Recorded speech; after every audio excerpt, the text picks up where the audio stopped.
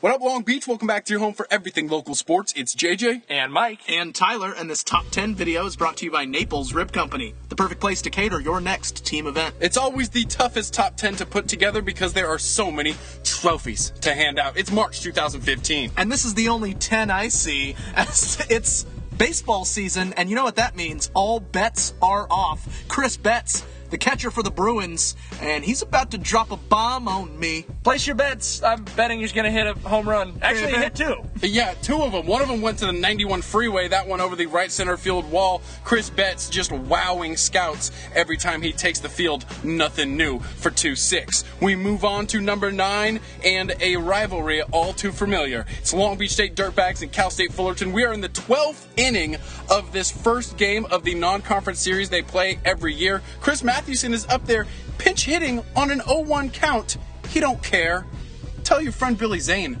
It's a walk-off. It's a walk-off. Mathewson brings in Hampson, two guys who are doing a lot of good things for the Dirtbags right now, and always nice to walk off against your rival. How'd they pull their underwear out of their pants, JJ? I don't even know. 8 crazy nights and one crazy afternoon, a down-to-the-wire swim meet between Long Beach Poly and Wilson in the Jackrabbits Natatorium. The 200 medley relay on the boys' side really came down to the wire because it was decided by 0.03 of a second.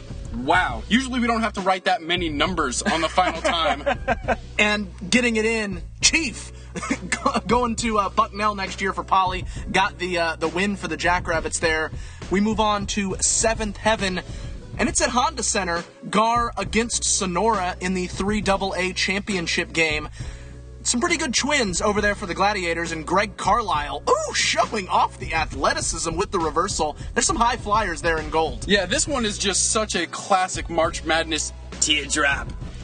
6, bro. Speaking of classic action in March, we're at Blair Field where crazy finishes always abound, and that was certainly the case for Lakewood as David Rivera, clutch in the bottom of the 7th inning. Yeah, we're talking 4 straight hits for Lakewood after they had 2 the rest of the game. Turned up over in that dugout to tie it with 2 outs, 2 strikes. So what?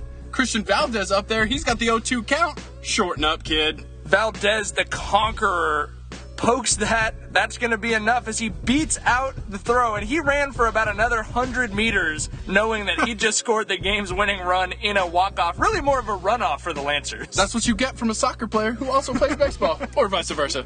Unbelievable game at Blair. There will be more this season. I got 5 on it. It's at Clark Field, St. Anthony against Shadow Hills in the D7 semifinals. Alexis Weiser, all she does is score big goals for the Saints. At the death, the equalizer off the corner. What an unbelievable play using the shoulder.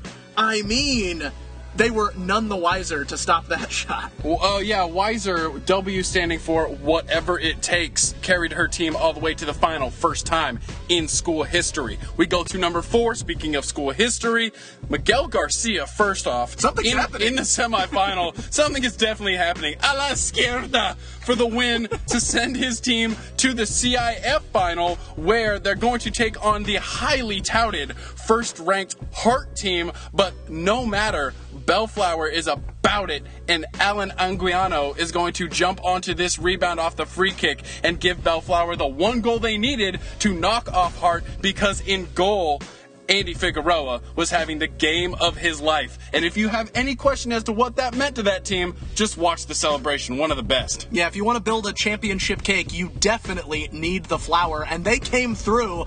Just a remarkable run for the Buccaneers. No one was more turned about a championship than this Bellflower team. It was so much fun to just watch them go crazy. You want to learn about your family, you got to check the Family 3, and that's what Tony Thomas was doing for the Tar Babes. His father, Eddie Thomas, was a longtime legendary coach for the Tar Babes, but never did what Tony Thomas and his Tar Babes did in the Honda Center in this game. Woo! Javante Jackson with the oops-a-doodle, then Rayshawn Scott with the no, I don't think so, and then those 2 stars team up for the old-style tip dunk in the open floor. Fit 'em, count it, we gonna get rings. It's ring time, and candidly, they had a lot of fun. REV ain't with the Rete when it comes to Compton. They took it to them in this championship. Tony Thomas celebrating a championship for the Tar Babes. Special moment for that entire administration. They've been waiting on that one. Number 2, La Mirada, Moore Park, Girls Division 4 Championship. I don't even need to tell you what happened in this game because Maddie Bennett was on the field. Oh. And that tells you all you need to know. You mess with the Matadors, sometimes you get the horns. Man. Unbelievable from the Dream Team Player of the Year. Great stuff from La Mirada. Unceremoniously booted from the playoffs last year when they thought they were going to win it. So revenge is best served on top of a plaque. I am number 1. We take you to Walter Pyramid, La Mirada, in the SoCal Regional Final, taking on Lawndale. And from the beginning, they were fired up, ready to go. Kai Lavasant was dishing out the dimes for the Matadores. I mean, that is lovely. Hello, Newman. As La Mirada got off and going, and Desmond Murphy, get off my lawn, block party in that second half. Unbelievable stuff from La Mirada. We just showed you Compton. That was the last team that beat La Mirada because then they went into the state playoffs and ran over everybody. Double overtime in the final game.